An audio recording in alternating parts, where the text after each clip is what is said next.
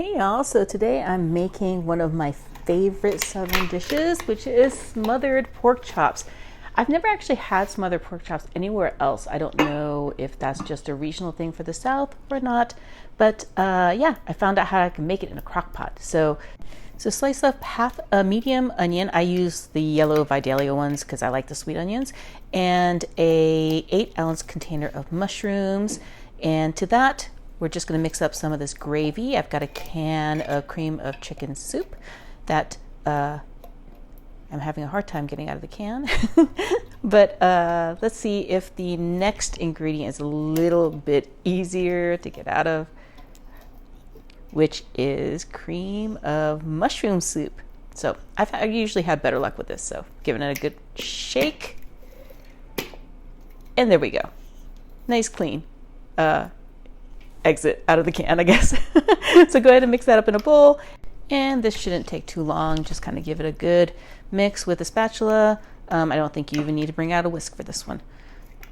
So to these two condensed cream soups, we're going to be adding a couple of additional ingredients. We're going to be starting with some chopped or minced garlic, about a tablespoon or two, kind of up to you. I have like about a tablespoon left in the jar, so I'm going to use that whole thing. And then we're going to be adding some paprika, which is great because it's going to add a little bit of color and a little bit of flavor. So about a tablespoon of that.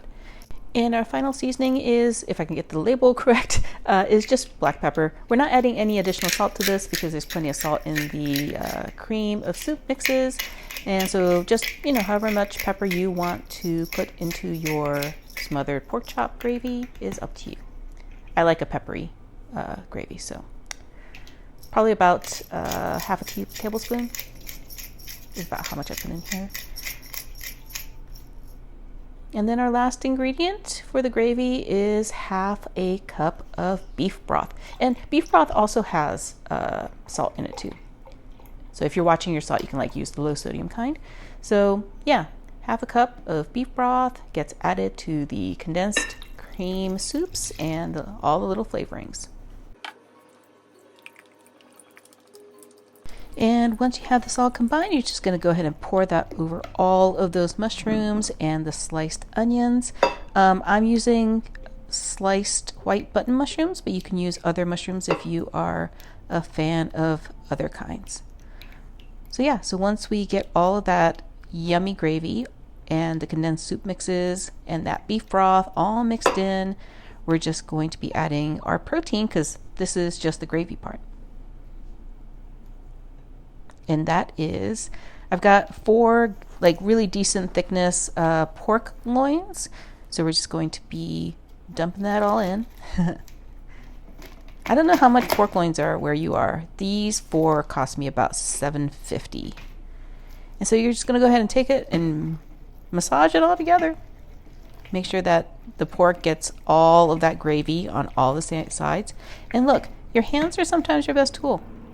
And yep, gonna make sure that you get all the onions up from underneath and cover up all of your pork chops with that. You can actually do up to 6 pork chops with this recipe. I'm only doing 4. But yeah, once you get all of that gravy off of your hands, look how shiny. I'm so moisturized.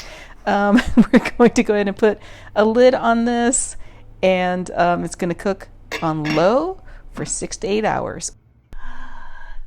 Take a look, it looks amazing and it smells so good in here. Oh, look, got that cream of mushroom and the cream of chicken and all those onions, and the mushrooms has made this really, really amazing gravy. And look, I've got pork chops in here, but they're really soft. So good. I'd probably have this with some rice, but for now I'm just gonna have just the pork. It's really hot.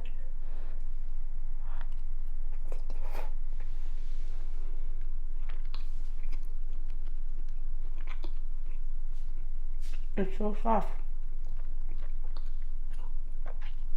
Usually when you make pork chops in a crock pot, they get dry.